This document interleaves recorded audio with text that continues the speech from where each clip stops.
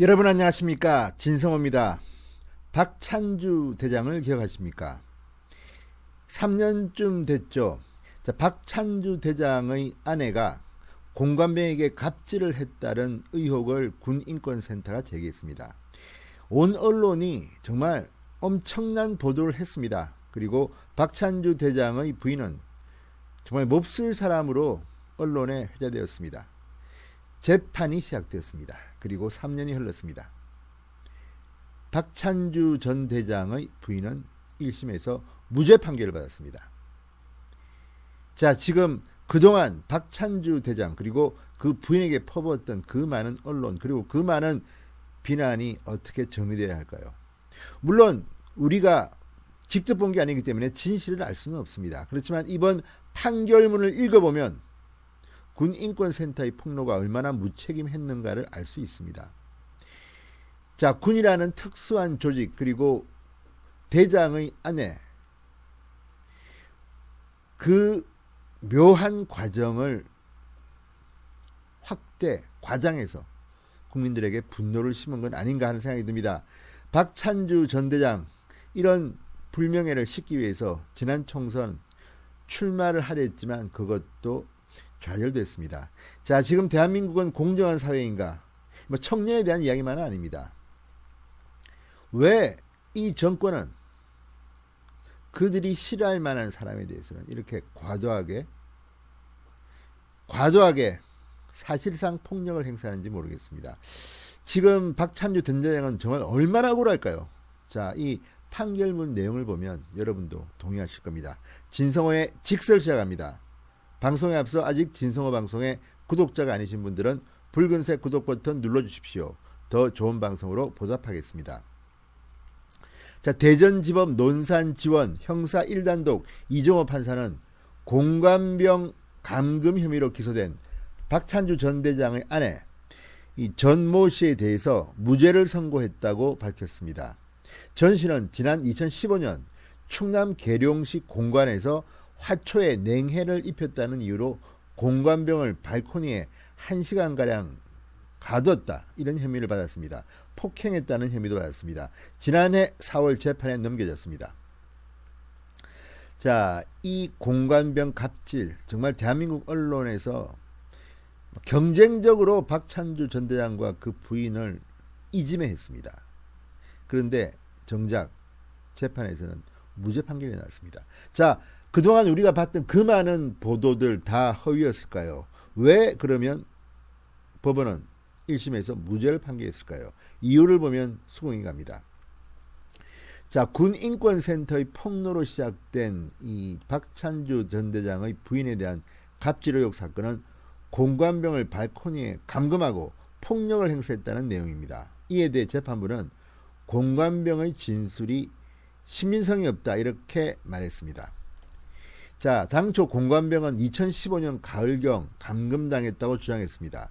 그렇지만 알고 보니까 이 공관병은 2015년 8월까지만 공관에서 근무하고 이후 수송대로 전출된 것으로 확인됐습니다. 그러자 검찰이 감금 시기를 2015년 1월에서 3월로 바꿔 공소를 제기했습니다. 그런데 냉해를 입었다는 화초가 2015년 4월 말까지 실내에 있었던 것으로 확인됐습니다. 이 또한 법원의 신뢰를 받지 못했습니다. 자, 이것만 보면 정말 이런 허위 진술한 사람에 대한 처벌은 없습니까? 가을에 이렇게 당했다. 그런데 알고 보니까 이 사람은 8월에 이미 수송대로 전출됐다. 그러자 1월에서 3월에 감금을 당했다. 이 화초는 4월 말까지 실내에 있었다.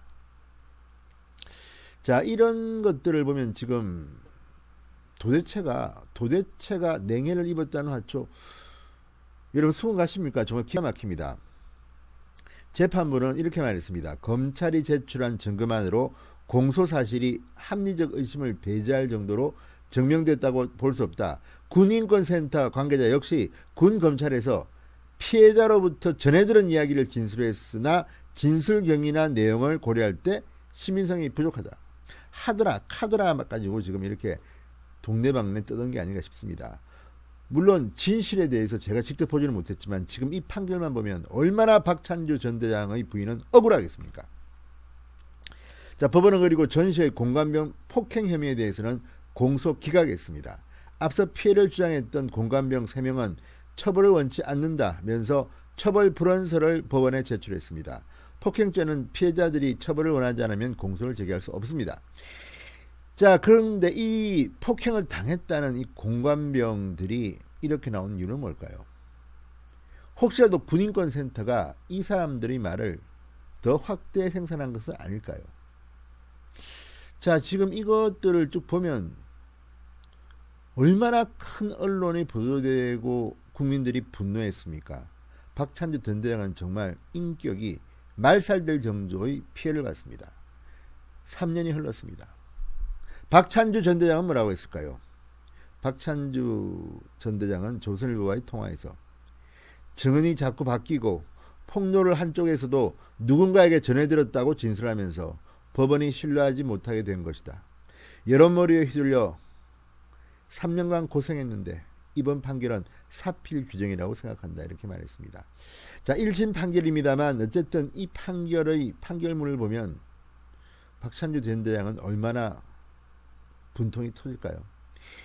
자, 그리고 설령 어떤 일이 있다 하더라도 이렇게 과도하게 특정인과 특정인의 부인에 대해서 정말 이짐에 가까운 폭력이라고 볼 수도 있죠. 이 무죄 판결은 그러나 아주 작게 보도된 것 같습니다. 지금 언론에서 당시 그렇게 박찬주를 비난했던 언론들에서 과연 이 박찬주 전 대장의 부인의 1심 재판 무죄 판결을 어떻게 보도하고 있습니까? 여러분 보셨습니까? 이 판결은 조그맣게 귀퉁이에 보도되고 있습니다. 이게 지금 대한민국 언론의 수준입니다. 진성호의 직설이었습니다. 여러분 감사합니다.